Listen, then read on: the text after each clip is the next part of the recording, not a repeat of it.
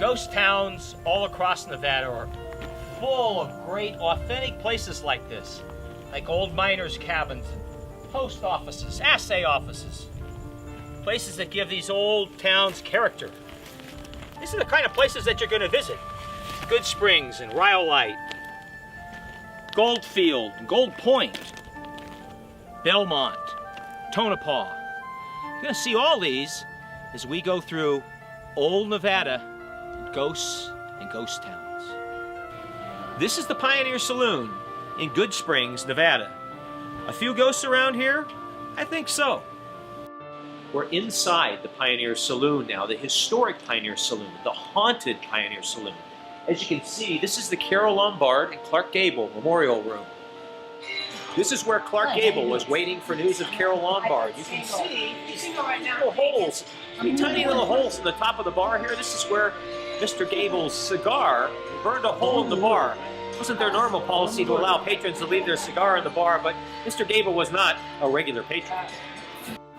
I'm here with a special friend of Sports Leisure Vacations. He's a member of the Ghost Hunters Hall of Fame.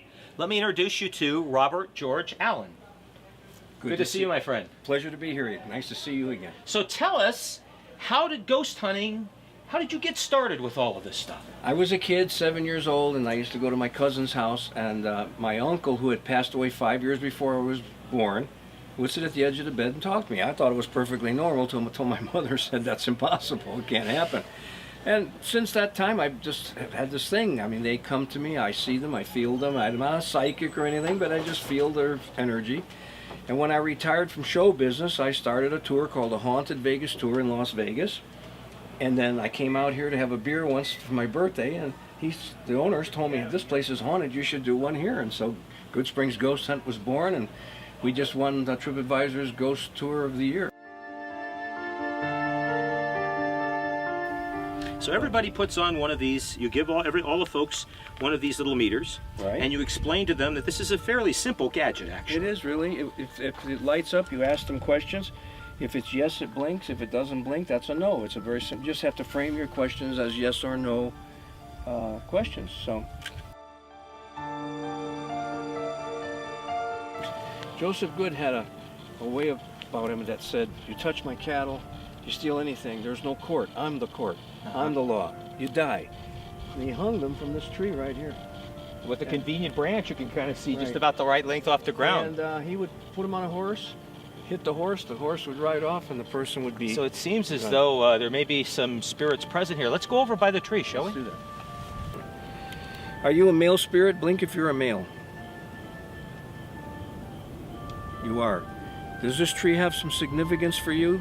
Did you have, by any chance, hang from this tree? Were you a cattle rustler? Were you a cowboy? You were. Oh, what's the science behind this? I mean, explain to me that it's electromagnetic energy. Right, and all of us have it while we're alive. And then when we pass, our bodies are dead, but our energy stays. And the theory, of course, nobody's died and come back yet, but the theory is that within days, months, years, you eventually move to the light and pass on to wherever it is we go. And I don't want to get into religious stuff, but ghosts don't. They get hung up in what we call like a void, and they stay here. Why? Who knows why? Maybe they lived a bad life and they're afraid of punishment. Maybe they just don't want to go. They're rich and they want to keep what they have. It's the urge, so their energy stays. Maybe they died a tragic death. Yes, maybe they were murdered and they want that murderer caught. It's never going to happen, but they don't know that. When I first came out here, I didn't believe in ghosts, and I was very skeptical. I was a non-believing skeptic. Yes, you were. Now I would classify myself as a believing skeptic. Right. We don't do this ghost hunt to convert you. We do it for fun. And some people come out here and have a great time believing it. Other people come out here as skeptics and go, well, maybe there's something there. Who knows?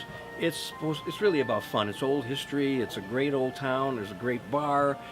We have a good time here. Yeah, it's like we said. It's the real deal. This is not make believe. No. This saloon was a real piece of history long before you showed up to meet the ghosts. 101 years. Exactly.